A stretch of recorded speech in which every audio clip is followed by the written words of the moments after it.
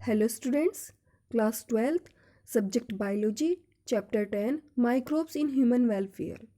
बच्चों, आज हम आपको बायोलॉजी में चैप्टर 10 जो रिमेनिंग नोट्स हमारे रह गए थे उनको हम एक्सप्लेन कराएंगे। तो मैंने आपको लास्ट वीडियो में एक्सप्लेन कराया था, माइक्रोब्स के बारे में बताया था, इंडस्ट्रीज़ प्रोडक्ट के बारे में बताया था, जो इंडस्ट्रियल प्रोडक्ट होते हैं उनके बारे में बताया था, एंटीबायोटिक्स के बारे में बताया था, और सीवेज ट्रीटमेंट प्लांट जो थे हमारे प्राइमरी एंड सेकेंडरी उनके बारे में मैंने आपको बताया था। तो लास्ट में हमने पढ़ा था कि जो सेकेंडरी सीवेज ट्रीटमेंट होता है उसमें जो हमारा जो हमें लास्ट में प्रोडक्शन होता है, कुछ गैसेस मिलती हैं जिनको हमने बायोगैस नाम दिया था। और उन बायोगैस में CH4 यानी कि methane gas, H2S and CO2 हमारे पास थी, और इन सब ने मिलकर एक बायोगैस का निर्माण किया था। तो आज हम पढ़ेंगे बायोगैस के बारे में। तो चलिए, बायोगैस फर्स्ट हेडिंग है हमारी बायोगैस, मिक्सचर ऑफ गैसेस। भाई, जो बायोगैस होती है वो गैसों का मिक्सचर होती है, और इसमें मेन गैस कौन सी होती है? CH4 गैस कौन सी होती है? मीथेन गैस, जो कि प्रोड्यूस होती है किसके द्वारा? माइक्रोब्स के द्वारा, सच एज मिथेनोजीन्स। कैसे? मिथेनोजीन्स। आगे जो मिथेनोजीन्स होते हैं वो ग्रो करते हैं एनएरोबिकली ऑन सेलुलोजिक मटेरियल, यानी कि जो सेलुलोजिक मटेरियल होते हैं उनमें वो एनएरोबिकली प्रोसेस से ग्रो करते हैं। और क्या करते हैं? CH4, और उसके साथ साथ कुछ गैसें होती हैं जैसे कि CO2, H2S, ETC, ये सभी उसके साथ प्रोड्यूस होती हैं।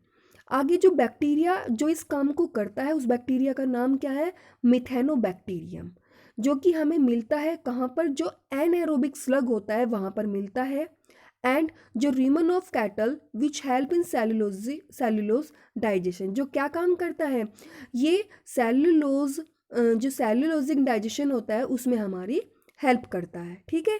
आगे जो कैटल डग क्या होता है? गोबर होता है। कंटेन दीज बैक्टीरिया, यानी कि कैटल डग में ये बैक्टीरिया प्रेजेंट होता है। कौन सा बैक्टीरिया? मिथेनोबैक्टीरिया। इसीलिए हम सीवेज ट्रीटमेंट में हम थोड़ा कैटल डंग यानी कि गोबर भी डालते हैं। क्यों? क्योंकि उसमें ये बैक्टीरिया प्रेजेंट होता है। So dung is used for generation of biogas, जिसका काम क्या होता है? ये बायोगैस को बनाने में हेल्प करता है। यूजेस ऑफ बायोगैस, बायोगैस के क्या क्या यूज़ होते हैं? कुकिंग में, लाइटिंग में, एक्सेट्रा। अब आपको एक डायग्राम के माध्यम से आपको एक्सप्लेन किया गया है। एक डायग्राम बना हुआ है, इन्फ्लुएंट चैनल है एक साइड इफ्लुएंट चैनल दिया हुआ है। ठीक है।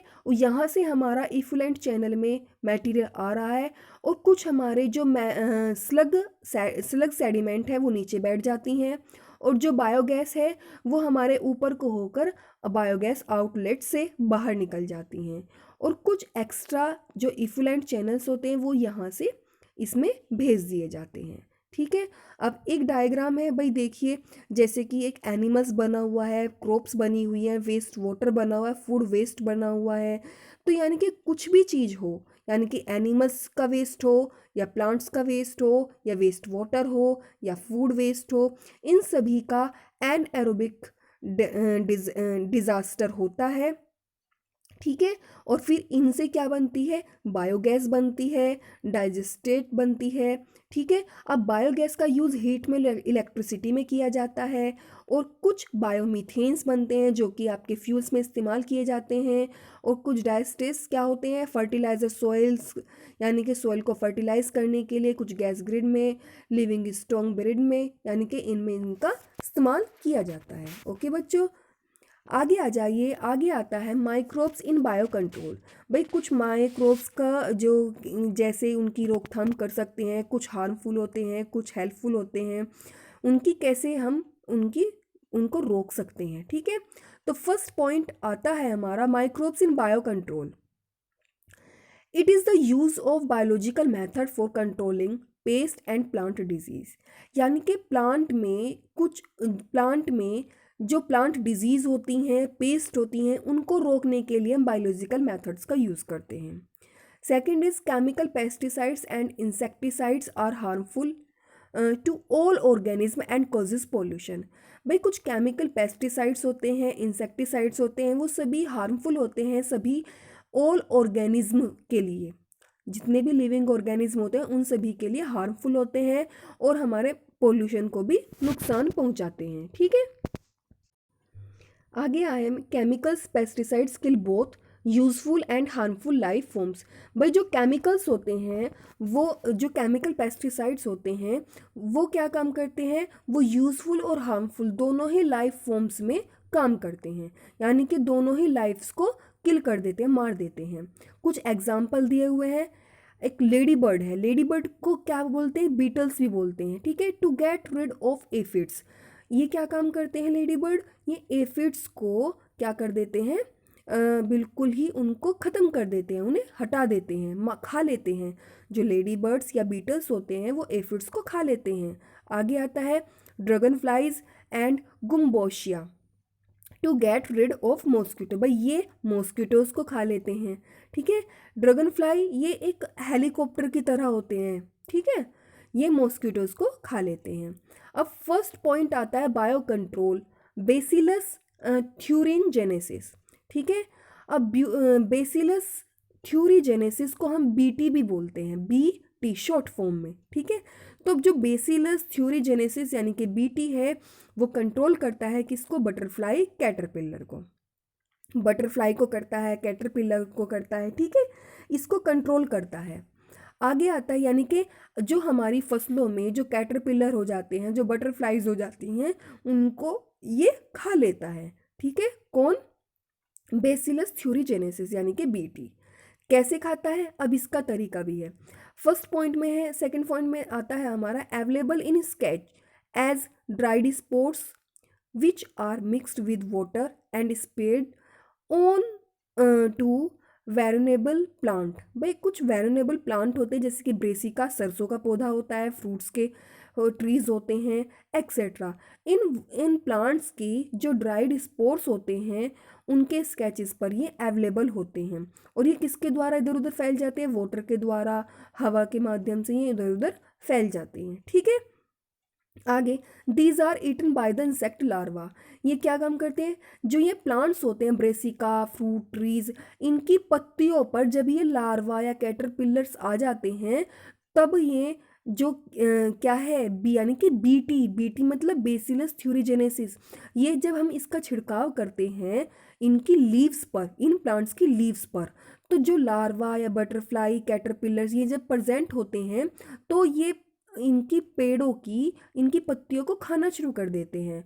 और जैसे ही हम इनका छिड़काव करते हैं तो जैसे ही वो जो बीटी होता है ये इनकी पत्तियों पर चिपक जाता है। और जब लार्वा या बटरफ्लाई इनकी पत्तियों को खाते हैं तो वो इनकी बॉडी में चला जाता है। ठीक है, कौन चला जाता है, बेसिलस थ्यूरोजेनेसिस लार्वा की बॉडी में पहुंच जाता है। In the gut of the larva, फिर जो ये बीटी इनके लार्वा के गट में फंस जाता है और वहाँ पर ये जहरीले चीज़ों को क्या कर देते, रिलीज कर देता है, जिससे लार्वा मर जाता है। ठीक है, आगे आता है द साइंटिस्ट हैव इंट्रोड्यूस, जो साइंटिस्ट होते हैं उन्होंने इंट्रोड्यूस किया था बी थ्यूरिजेनेसिस को। उसके कुछ टॉक्सिन्स जीन्स होते हैं किसमें, प्लांट में, जैसे कि एग्जाम्पल के रूप में दिया हुआ है बीटी कॉटन। ठीक है, ये एक क्या है, बेसिलस थ्यूरिजेनेसिस कॉटन, यानी कि इसका इस्तेमाल किया जाता है। नेक्स्ट आता है बायो कंट्रोल ट्राइकोडर्मा। ये एक फंगस होता है, क्या होता है, फंगस होता है। Trichoderma SP fungus are seen in the root ecosystem. भाई ये कहाँ पर देखने को मिलता है, जो रूट इकोसिस्टम होता है वहाँ पर ये प्रेजेंट होता है। They control several plant pathogens. भाई ये क्या काम करता है, ये कुछ प्लांट पैथोजेंस होते हैं उनको कंट्रोल करता है। आगे बैकुलो वायरस स्पेशली जीन्स न्यूक्लियोपोलीहाइड्रोवायरसिस। भाई जो बैकुलो वायरस होता है इसके जो जीन होते हैं, स्पेशली एक जीन्स होता है इसका, क्या, न्यूक्लियोपोलीहाइड्रोवायरसिस होता है ये। ठीक है, आगे attacks insect and other arthropods. भाई जैसे ये प्लांट की रूट्स में प्रेजेंट होता है, प्लांट्स की रूट्स के इकोसिस्टम में प्रेजेंट होता है, तो वहाँ पर कोई भी इंसेक्ट या कोई भी आर्थ्रोपोड्स जब अटैक करता है तब ये उसको खा लेता है। Suitable for species. अब और ये क्या काम करता है, ये सिर्फ उन इंसेक्ट और आर्थ्रोपोड्स को ये खाता है, ठीक है। जो इन प्लांट्स के लिए जो हेल्पफुल होते हैं उनको ये नहीं खाते, यानी कि कोई भी नुकसान इनको नहीं पहुंचाते, ठीक है। आगे आता है बायो कंट्रोल, बायो फर्टिलाइजर्स। अब बायो फर्टिलाइजर्स के बारे में पढ़ेंगे। Bio fertilisers are organism that enrich the nutrients quality of the soil. भाई बायो फर्टिलाइजर्स जो होते हैं वो सभी ऑर्गेनिज्म के लिए एक न्यूट्रिएंट्स क्वालिटी होती है, यानी कि किस में, सोइल में, ठीक है। सोइल में एक न्यूट्रिएंट्स क्वालिटी होती है जो कि ऑर्गेनिज्म के लिए हेल्पफुल होती है। एग्जाम्पल दिया बैक्टीरिया, फंगी, साइनोबैक्टीरिया। यानी कि कुछ बायो फर्टिलाइजर्स होते हैं जो ऑर्गेनिज्म के लिए न्यूट्रिएंट्स का काम करते हैं, जिनमें बैक्टीरिया भी आते हैं, फंगी भी आते हैं, साइनो बैक्टीरिया भी आते हैं। अब सबसे पहले इसमें दिया हुआ है राइजोबियम। राइजोबियम क्या है, एक बैक्टीरिया है, is seen in the root noodles of leguminous plant. भाई कुछ लेग्यूमिनस प्लांट होते हैं जिनकी रूट नूडल्स में राइजोबियम प्रेजेंट होता है, ठीक है। They fix atmospheric nitrogen. ये क्या काम करता है, जो एटमॉस्फेरिक नाइट्रोजन है उसको फिक्स करता है। नेक्स्ट आता है free living in the soil. कुछ ये जो होता है मतलब कुछ बैक्टीरिया सोइल में फ्री लिविंग होते हैं, यानी कि स्वतंत्र होते हैं। एग्जाम्पल के रूप में दिया हुआ है एजोस्पाइरिलम एंड एजिडोबैक्टर।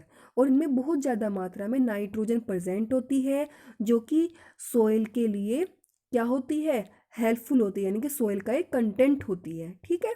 आगे आता है mycorrhiza. Mycorrhiza symbiotic association of some fungi with plant. भाई ये फंगी के बारे में दिया हुआ है, ठीक है। माइकोराइजा क्या है, एक फंगी है और ये क्या काम करते हैं, ये कुछ प्लांट्स के साथ, ठीक है, कुछ प्लांट्स और फंगी, यानी कि इन दोनों के बीच में एक सिम्बायोटिक रिलेशनशिप होती है। सिम्बायोटिक रिलेशनशिप क्या होती है कि भाई दोनों एक दूसरे को लाभ पहुंचाते हैं, नुकसान कोई नहीं पहुंचाता, सिर्फ लाभ पहुंचाते हैं, ठीक है। दोनों मिलकर काम करते हैं, वो सिम्बायोटिक रिलेशनशिप होती है। आगे द फंगस, एग्जाम्पल भी दिया हुआ है इसमें, फंगी का ग्लोमस, ठीक है। और प्लांट हो गया पाइनस का प्लांट है, ठीक है। मान लो एग्जाम्पल के रूप में हम मान लेते हैं पाइनस का प्लांट है और फंगी ग्लोमुलस, ठीक है। और न्यूट्रिएंट्स फास्फोरस दिया हुआ है। तो इनमें एक क्या होती है, एक सिम्बायोटिक रिलेशनशिप होती है। वो कैसे होती है, अब देखिए। भाई जो माइकोराइजा है वो एक फंगी है जो कि सिम्बायोटिक रिलेशनशिप को शो करता है एक प्लांट्स के साथ, ठीक है। आगे the fungus gets food from the plant, यानी कि जो फंगस होता है वो प्लांट के लिए फूड का काम करता है, ठीक है। The fungal symbiotic absorb phosphorus, और ये फंगल जो होता है ये फॉस्फोरस को क्या कर लेता है, एब्जॉर्ब कर लेता है, कहाँ से, सोइल से। And passes it to the plant, और जब ये उसे एब्जॉर्ब कर लेता है फिर फूड के रूप में ये क्या भेज देता है प्लांट को मतलब प्लांट का फूड बन जाता है फिर ये, ठीक है। आगे give resistance to root borne pathogens और and tolerance to salinity and drought. और क्या काम करता है, फंगस होने के कारण जो जड़ों में, रूट्स में कुछ पैथोजेंस प्रेजेंट हो जाते हैं, फंगस के कारण दूर दूर तक ये पैथोजन से भी इनको दूर रखता है, ठीक है। यानी कि इनमें कोई भी पैथोजेंस बोर्न नहीं होते। Help in plant growth and development, जिससे क्या होता है, प्लांट की ग्रोथ होती है और उसका डेवलपमेंट होता है, ठीक है। नेक्स्ट आता है साइनोबैक्टीरिया। साइनोबैक्टीरिया क्या है, एक ब्लू ग्रीन एल्गी है। क्या है, एक ब्लू ग्रीन एल्गी। ये ऑटोट्रोपिक माइक्रोब्स होते हैं। ऑटोट्रोपिक माइक्रोब्स कौन से होते हैं भाई, ऑटोट्रोपिक माइक्रोब्स वो होते हैं जो कि अपना भोजन स्वयं बनाते हैं। साइनोबैक्टीरिया ब्लू ग्रीन एल्गी होते हैं, ऑटोट्रोपिक माइक्रोब्स होते हैं। They can fix atmospheric nitrogen, ये एटमॉस्फेरिक नाइट्रोजन को फिक्स करते हैं। एग्जाम्पल दिया हुआ है एनाबीना, नॉनस्टॉक, ऑस्कुलेट्रिया एक्सेट्रा, ठीक है। नेक्स्ट आता है in paddy field cyanobacteria serve as biofertilizers. भाई जो चावल की फसल होती है, पैडी फील्ड यानी कि जो चावल के खेत होते हैं, उनमें साइनोबैक्टीरिया एक बायो फर्टिलाइजर की तरह काम करता है, ठीक है। In it adds organic matter and increase soil fertility. और जो इसमें ऑर्गेनिक मैटर्स डाले जाते हैं उससे क्या होता है, सोइल की जो फर्टिलिटी है वो इंक्रीज होती है। ओके बच्चों ये मैंने चैप्टर आपको एक्सप्लेन करा दिया है। आई होप आपको समझ आया होगा। और अगर कुछ चीज़ें ऐसी हैं जो आपको समझ नहीं आई हैं तो वो आप मुझे मैसेज में डाल सकते हैं। तो चैप्टर नंबर 10 था ये आपका, माइक्रोब्स इन ह्यूमन वेलफेयर। और सभी बच्चे इनके नोट्स अपने नोटबुक में लिख लें और वीडियो को एक बार देखें, 2 बार देखें, लेकिन बहुत अच्छे से देखें, समझें। और अगर कुछ चीज़ ऐसी है जो समझ नहीं आई है तो वो आप मुझे मैसेज में डाल सकते हैं। ओके बच्चों, थैंक यू सो मच।